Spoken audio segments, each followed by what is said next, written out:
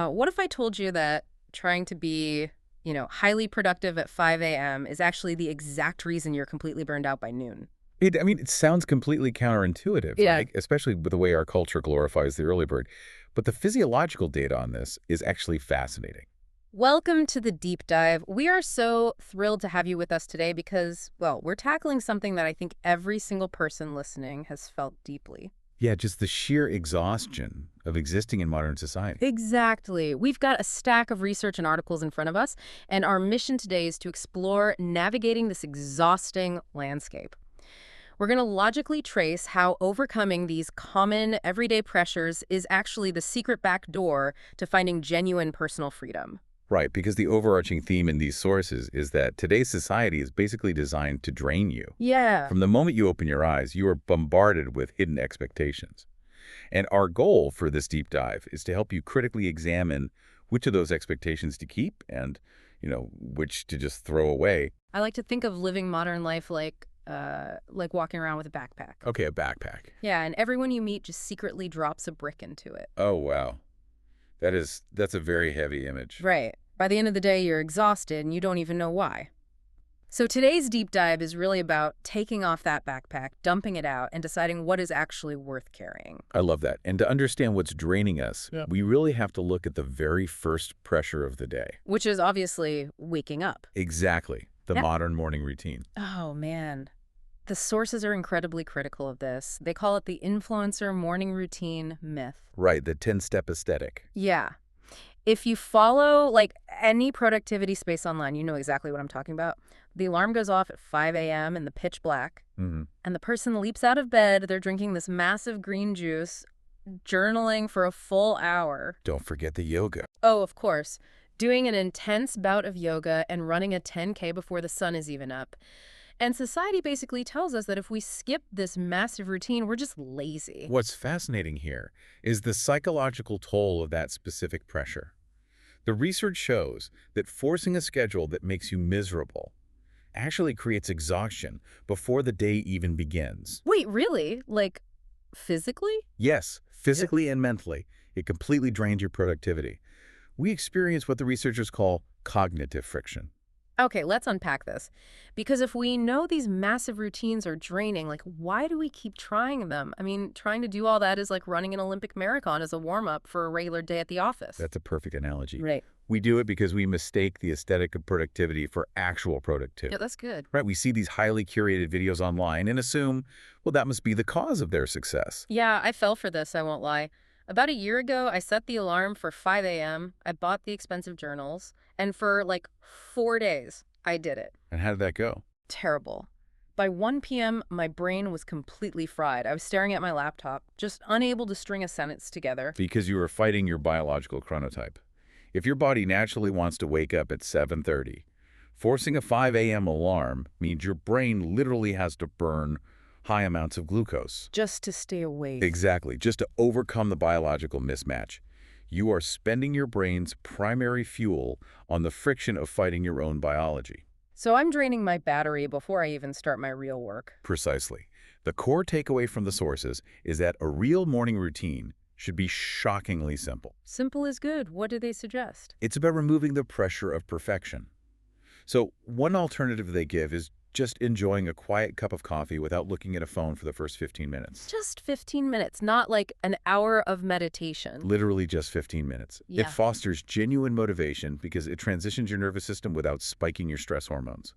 Or, another alternative, just listening to a favorite song while getting dressed. I love how accessible that is. Waking up shouldn't be a performance. No, it shouldn't. And if we connect this to the bigger picture, once you've reclaimed your morning from that arbitrary pressure, you eventually have to step out the door. Right, into the real world. And you step into a society that is practically built to test your mental balance. Oh, the daily triggers. The sources list all these constant bombardments we face in a fast-paced society. It's nonstop. It really is. You open your phone and see a rude comment online.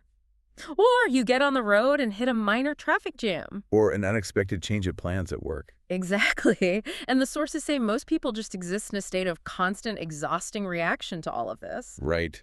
Every minor inconvenience spikes your amygdala. You get a flood of cortisol. Over a traffic jam. Right, your body is reacting like you're facing a saber-toothed tiger, but you're just sitting in traffic. Okay, but let me play devil's advocate here for a second. Sure.